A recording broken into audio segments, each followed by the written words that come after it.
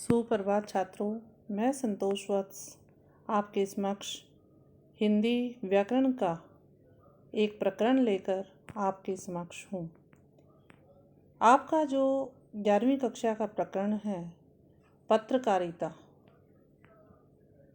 ठीक है। आज हम इस विषय को लेकर आगे चर्चा करेंगे। पत्रकारिता किसे कहते हैं? सबसे पहले हमें पता होना चाहिए पत्रकारिता है क्या। अपने आसपास की चीज़ों, घटनाओं और लोगों के बारे में ताज़ा जानकारी रखना मनुष्य का सहज स्वभाव है। छात्रों, अपने आसपास के बारे में, चाहे आपका पड़ोस है या स्कूल है या घर है, जो भी आसपास की चीज़ें होती हैं, उनमें घटनाएं होती हैं, उनमें जो लोग रहते हैं, उनकी जानकारी रखना, जानकारी ये नहीं पुरानी रखना, नई नई जानकारी रखना मनुष्य का सहज स्वभाव है। ये नेचर है मनुष्य का। उनमें जिज्ञासा का भाव बहुत प्रबल होता है कि उनमें क्या चल रहा है, क्या जानने की इच्छा रहती है उनकी। यही जिज्ञासा, यही जानने की इच्छा समाचार और व्यापक अर्थ में पत्रकारिता का मूल तत्व है। छात्रों, इसको रेखांकित करो। अपने आसपास की चीज़ों को, घटनाओं और लोगों के बारे में ताज़ा जानकारी रखना मनुष्य का सहज स्वभाव है। उसमें जिज्ञासा का भाव बहुत प्रबल होता है। यही जिज्ञासा समाचार और व्यापक अर्थ में पत्रकारिता का मूल तत्व है। जिज्ञासा नहीं रहेगी तो समाचार की भी जरूरत नहीं रहेगी। पत्रकारिता का विकास इसी सहज जिज्ञासा को शांत करने की कोशिश के रूप में हुआ। वह आज भी इसी मूल सिद्धांत के आधार पर काम करती है। अब है छात्रों, पत्रकारिता क्या है। हम अपने आस पड़ोस, शहर, राज्य और देश दुनिया के बारे में जानना चाहते हैं। ये सूचनाएं हमारे दैनिक जीवन के साथ साथ पूरे समाज को प्रभावित करती हैं। आज देश दुनिया में जो कुछ हो रहा है उसकी अधिकांश जानकारी हमें समाचार माध्यमों से मिलती है, समाचार के माध्यमों से मिलती है। चाहे वो छात्रों आपके टीवी हो, मोबाइल हो, इंटरनेट हो या फ़ोन हो या नेट हो, आपको इनकी जानकारी मिलती है। समाचार संगठनों में काम करने वाले पत्रकार देश दुनिया में घटने वाली घटनाओं को समाचार के रूप में परिवर्तित करके हम तक पहुंचाते हैं। परिवर्तित करना मीन्स बदलना।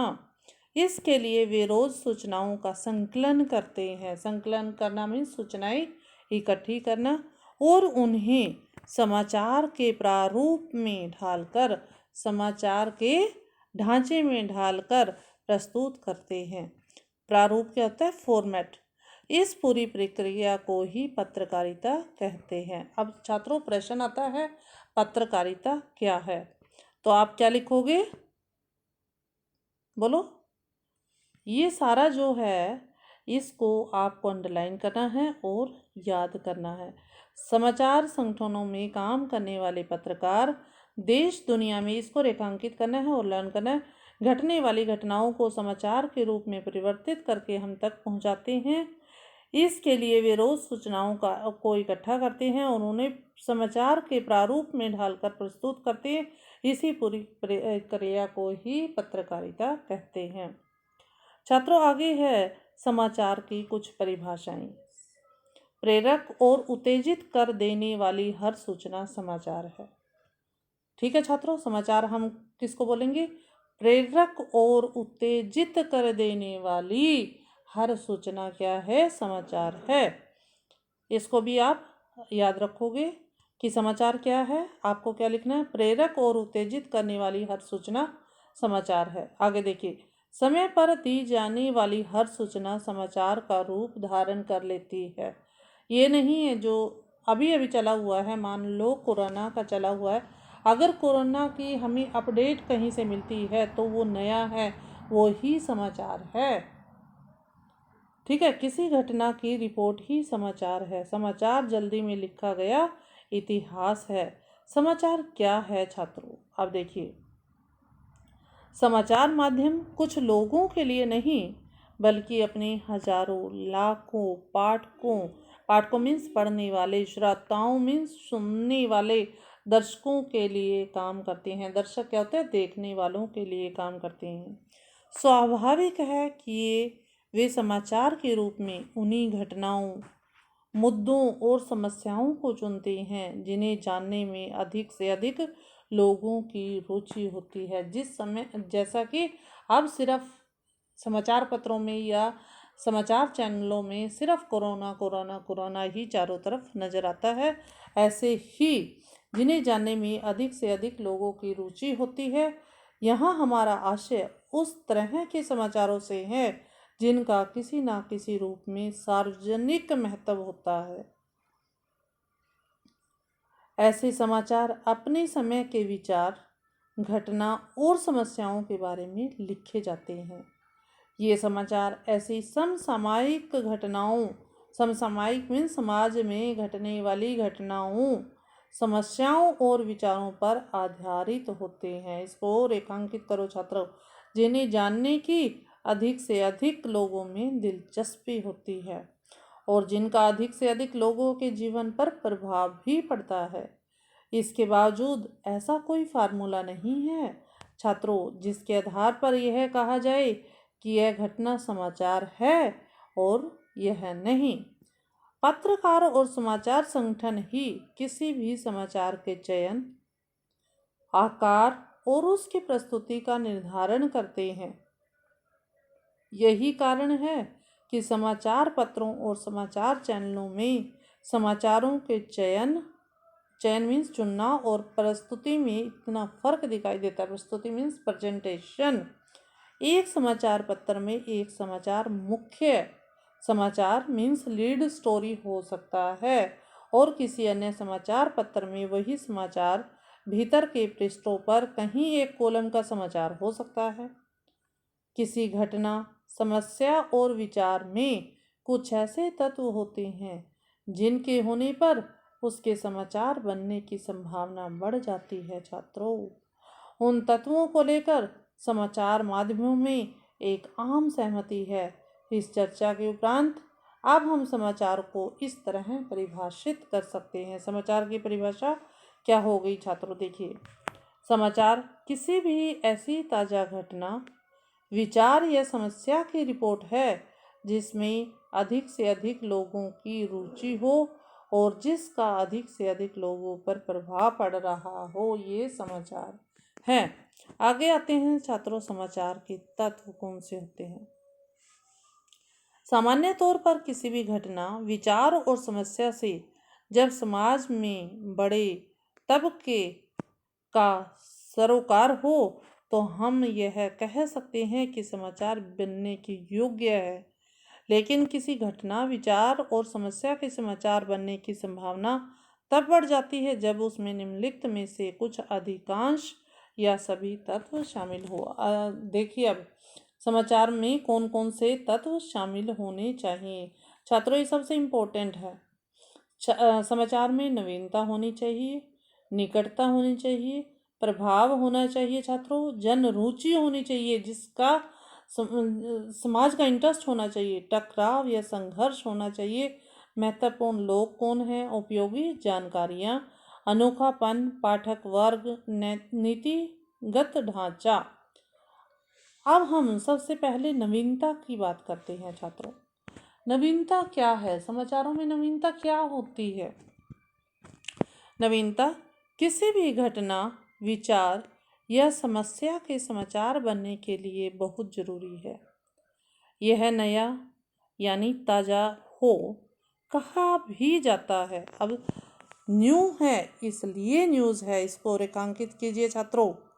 न्यू है इसलिए न्यूज़ है, नया है इसलिए समाचार है। घटना जितनी ताज़ा होगी उसके समाचार बनने की संभावना उतनी ही बढ़ जाती है। इस प्रकार समाचार वही है जो ताज़ा घटना के बारे में जानकारी देता है। एक घटना को एक समाचार के रूप में किसी समाचार संगठन में स्थान पाने के लिए उसका सही समय पर सही स्थान यानी समाचार कक्ष में पहुंचना जरूरी है। एक दैनिक समाचार पत्र के लिए आमतौर पर पिछले 24 घंटों की घटनाएं समाचार होती हैं। एक 24 घंटे के टेलीविज़न और रेडियो चैनल के लिए जो समाचार जिस तेज़ी से आते हैं उसी तेज़ी से बासी भी होते चले जाते हैं। एक दैनिक समाचार पत्र के लिए वे घटनाएं सामयिक हैं जो कल घटित हुई हैं। आमतौर पर एक दैनिक समाचार की अपनी एक डेडलाइन मीन्स समय सीमा होती है जब तक के समाचारों को वह कवर कर पाता है। मसलन एक प्रातःकालीन दैनिक समाचार पत्र रात 12 बजे तक के समाचार कवर करता है। इसको रेखांकित करो छात्रों। एक प्रातःकालीन दैनिक समाचार पत्र रात के 12 बजे के समाचार कवर करता है तो अगले दिन के संस्करण के लिए 12 बजे रात से पहले के 24 घंटे के समाचार सामयिक होंगे, सम्मिलित होंगे। लेकिन अगर द्वितीय विश्व युद्ध या ऐसी किसी अन्य ऐतिहासिक घटना के बारे में आज भी कोई नई जानकारी मिलती है जिसके बारे में हमारे पाठकों को पहले जानकारी नहीं थी तो निश्चय ही यह उनके लिए समाचार है। अब छात्रों आपको पता चला समाचार क्या है। अब होगा कि समाचार में निकटता भी होनी चाहिए।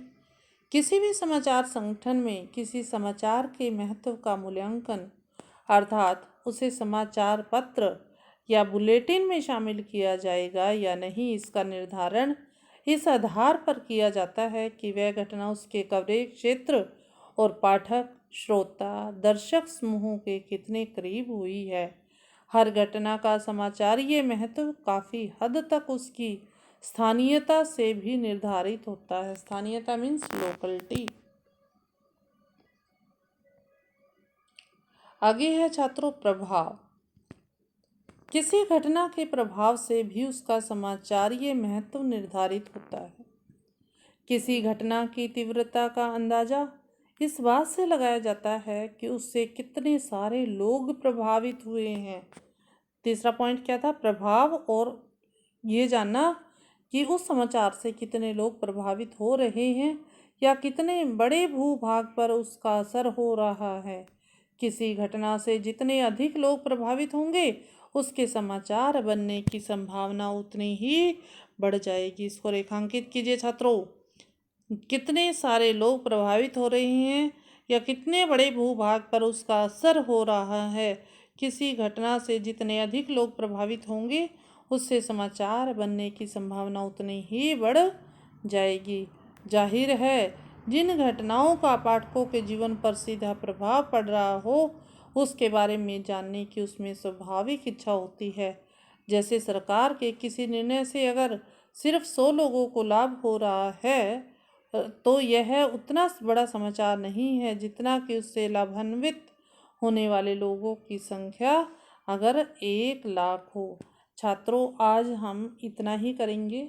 आपको इस वीडियो से सुनकर दोबारा से मुख्य बिंदुओं को नोट करना है और उनको बार बार पढ़ना है ताकि आने वाला जो अगला प्रकरण है इससे आगे वाला वो अच्छे से समझ आ जाए।